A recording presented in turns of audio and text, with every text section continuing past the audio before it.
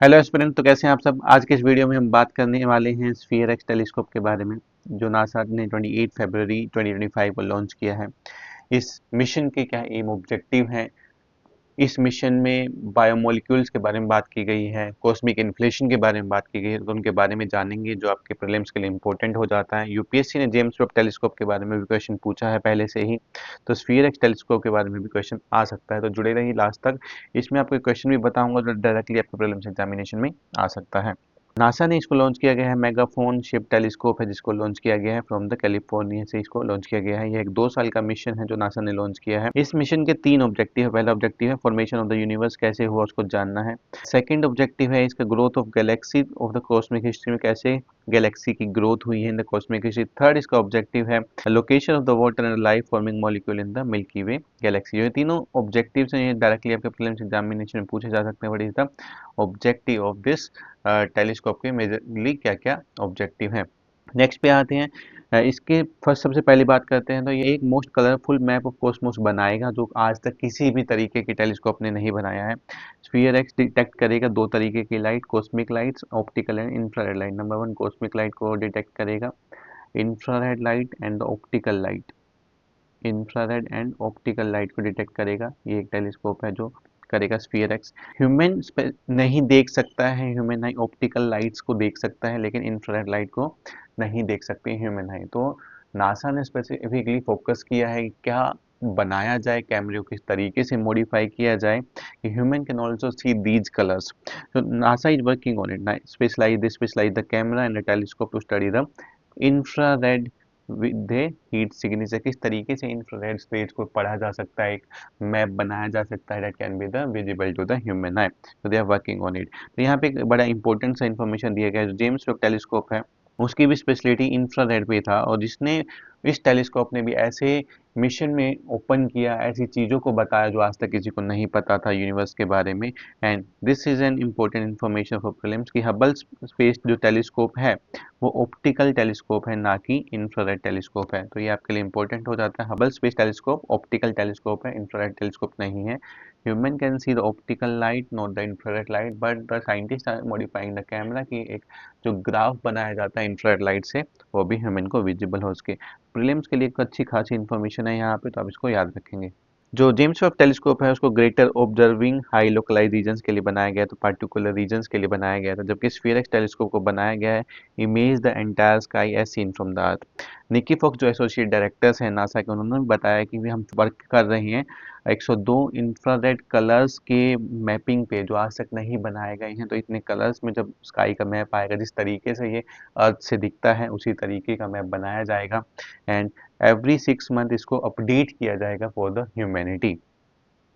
Second focus है जो इस टेलीस्कोप का, light on the cosmic phenomenon called the inflation.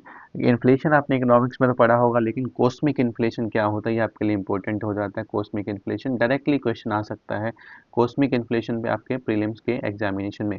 तो ऑन द प्राइमरी एम जो स्फीयर एक्स का है उसका नाम है कॉस्मिक इन्फ्लेशन की। पहला जो टारगेट रहेगा इनका कॉस्मिक इन्फ्लेशन को टारगेट करना है। कॉस्मिक इन्फ्लेशन रेफर करता है एक period which took place around 14 billion years ago हुआ था।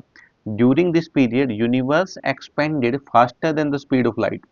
Universe expanded faster than the speed of light, and this is the meaning of the cosmic inflation. Universe expanded faster than the speed of light for a fraction of second. और ये इसको idea करना है, इसको determine करना है कैसे ये हुआ, किस तरीके से यूनिवर्स एक्सपेंड हुआ faster than the speed of light. तो ये सबसे main M and objective sphere x telescope का है, कॉस्मिक इन्फ्लेशन को मेजर करना है। इसके साथ साथ कॉस्मिक इन्फ्लेशन आज तक और अच्छे तरीके से नहीं समझा गया है, किस तरीके से होता है कॉस्मिक इन्फ्लेशन, हुआ क्यों था, क्या रीजंस थे, अभी तक आइडिया नहीं हुआ। जो ये टेलीस्कोप नासा लॉन्च कर रहा है यूज करेगा spectroscopic images 3D position about the 450 million Galaxy across the cosmic history, इनको लॉन्च किया जाएगा। एस्ट्रोनॉमर्स क्रिएट करेंगे एक particular pictures of the Cosmos, not just in the position but in time. ये भी आपको याद रखना होगा कि जो पिक्चर क्रिएट होगी नोट इन जस्ट एक पार्टिकुलर पोजीशन पे नहीं होगी बट कंप्लीट टाइम लाइन के साथ भी होगा। Just position but in a time also.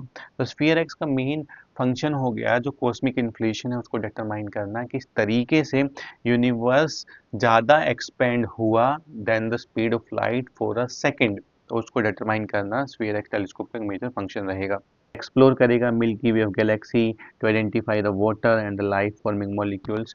ये आपके लिए इंपॉर्टेंट हो जाता है, identify the water and the life molecules on the in the space, इन गैलेक्सी में करेगा। इन लाइफ फॉर्मिंग मॉलिक्यूल्स को जाना जाता है बायोजेनिक मॉलिक्यूल्स के नाम से। बायोजेनिक मॉलिक्यूल के नाम से इनको जाना जाता है, जैसे कार्बन है, हाइड्रोजन है, ऑक्सीजन है, and these are the biogenic molecules. These molecules are frozen in the icy particle located in the some coldest part of galaxy में ये लोकेट होते हैं। एंड द स्फीयर एक्स का काम यही है इनको आइडेंटिफाई करना। This is the third objective और the aim of the sphere x telescope. जो टेलीस्कोप है रिजोल्व करेगा मिस्ट्री को एंड प्रोवाइड करेगा complete census of the icy biogenic molecule. जो आईसी बायोजेनिक मॉलिक्यूल्स प्रेजेंट हैं गैलेक्सीज में उनको आइडेंटिफाई करेगा। स्फीयरक्स लोकेट करेगा मॉलिक्यूल को not in the galaxy only but also in the nearby system. Galaxy के साथ साथ it also locate these molecule into the nearby system as well. उनमें भी लोकेट करेगा इन मॉलिक्यूल्स को। So this is the main functions of the sphere x telescope. तो आपके लिए इंपॉर्टेंट हो जाता है। इस क्वेश्चन के बारे में आप मुझे कमेंट सेक्शन में बताएंगे। Cosmic what is the cosmic inflation in the context of the early universe. Cosmic inflation किसको बताता है? Option number A, option number B, option number C, option number D. Please mention in the comment section क्या answer होगा इस question का। इस तरीके के वीडियो देखने के लिए जुड़े रहिए एडुकेमी के साथ। मैं देवेंद्र सैनी इस तरीके के वीडियो लेकर आता रहता हूँ। Thank you.